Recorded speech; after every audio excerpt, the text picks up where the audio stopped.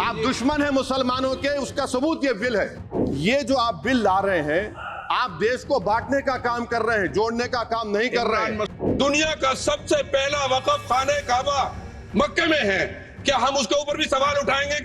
क्या कुरान में क्या लिखा है, फिक़ह में क्या लिखा है, इस्लाम में क्या लिखा है, ये आप तय करेंगे या मैं तय करूंगा? सर, इससे हम मजहब पे दखलंदाजी कर रहे हैं। आप सर्वोच्च न्यायालय के आदेश के बावजूद इसको हटाना चाहते हो।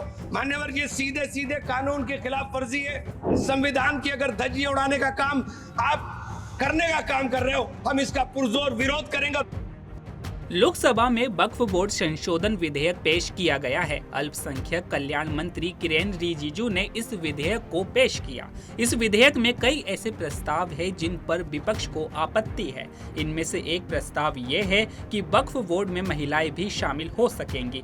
इसके अलावा गैर मुसलमान भी इसका हिस्सा हो सकेंगे। इसी को लेकर लोकसभा में हंगामेदार बहस जारी है। इस विधेयक पर तीखी बहस भी सदन में देखने को मिली है। यूपी की रामपुर लोकसभा सीट से सपा सांसद मोहिबुल्लाह ने कहा कि यह बिल मुसलमानों को टारगेट करने वाला है।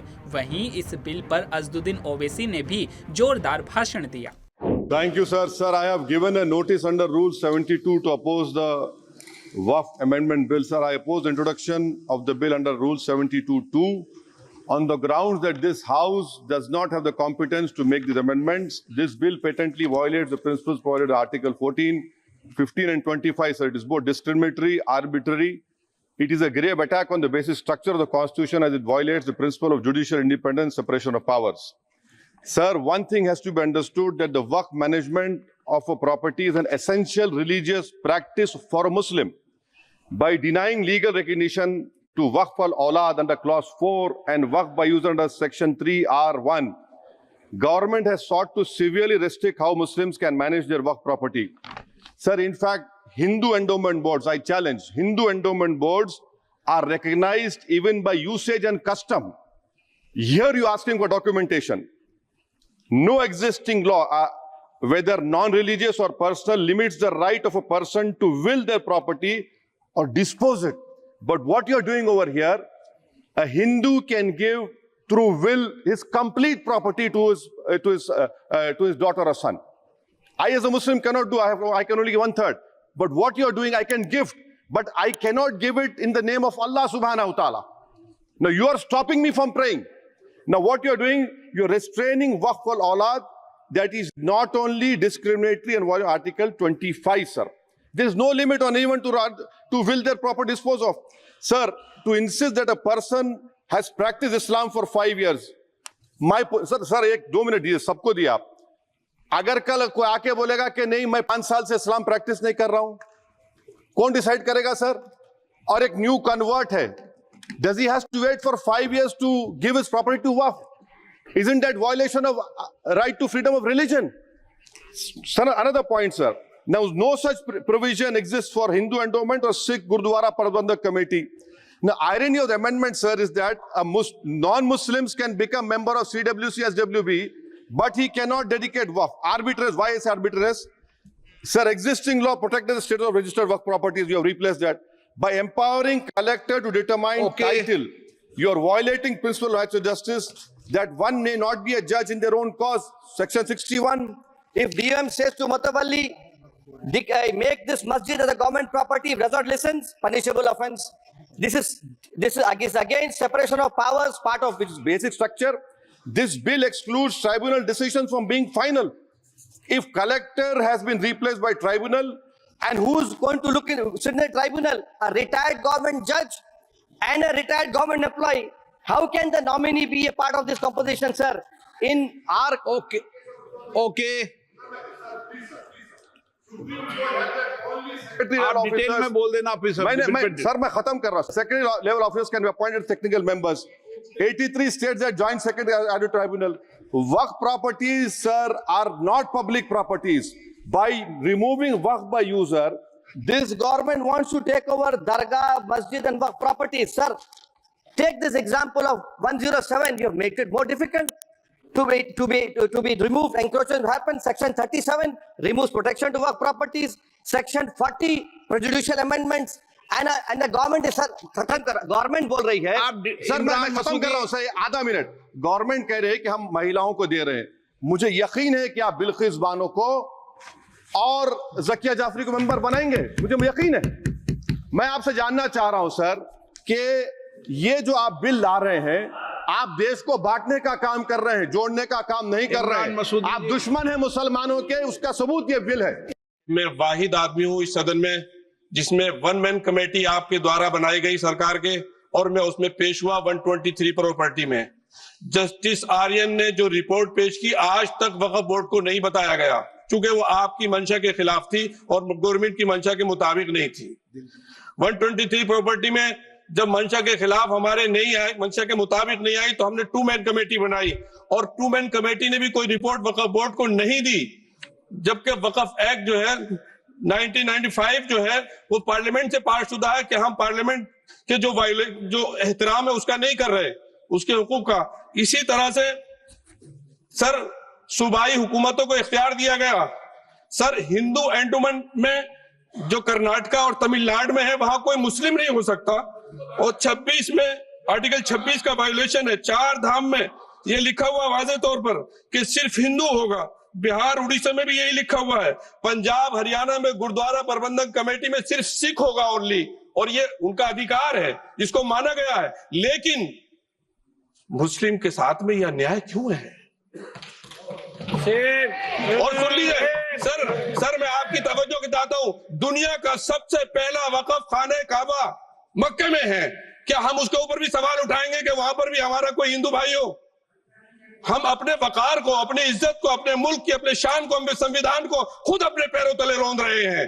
और वक़्फ़ एक मुसलमानों का मजहबी अमल है, एक मजहबी फरीजा है। इससे उनको महरूम कॉन्स्टिट्यूशन के जरिए से भी कोई ताकत नहीं कर सकती।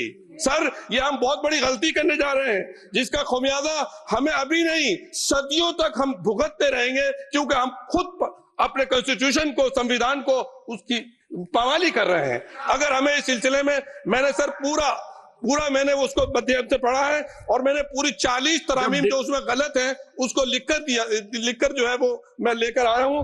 सर इसके जरिए से सरकारी अमले को बाज़ाब्ता तौर पर यह हक आखिर लोग कलेक्टर को दिया जा रहा है।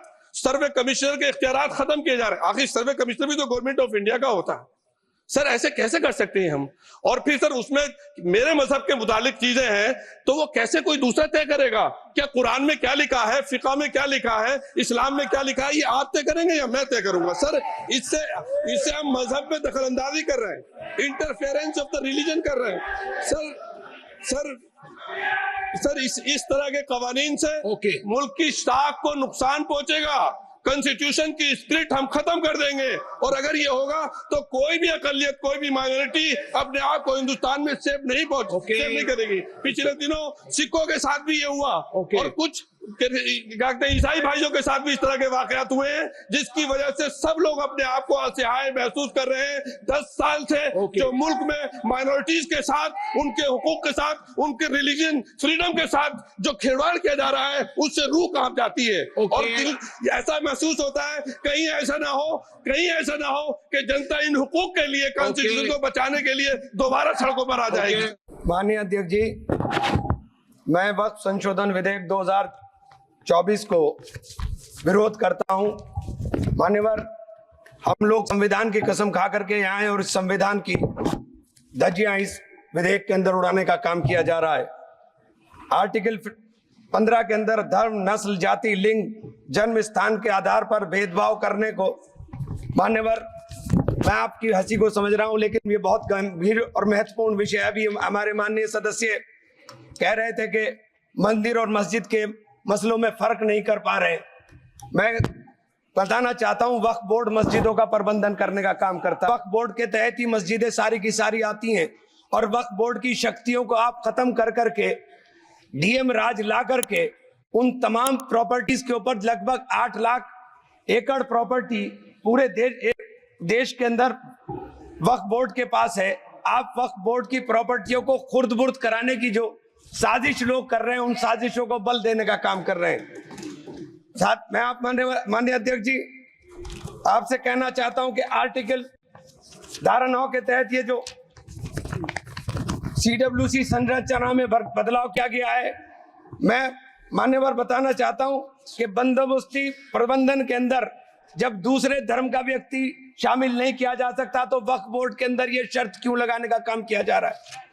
और आप अगर शर्त भी लगा रहे हैं तो मैं आपसे एक बात पूछना चाहता हूं कि जो कब्जे पर प्रॉपर्टी के ऊपर पूरे देश के अंदर वक्फ की प्रॉपर्टी के ऊपर कब्जे हुए हैं, उन कब्जों को कब्जा मुक्त करा करके अगर कानून लाते के उनको कब्जा मुक्त करा के वहां पर हम लोग शिक्षण संस्थाएं चलाएंगे।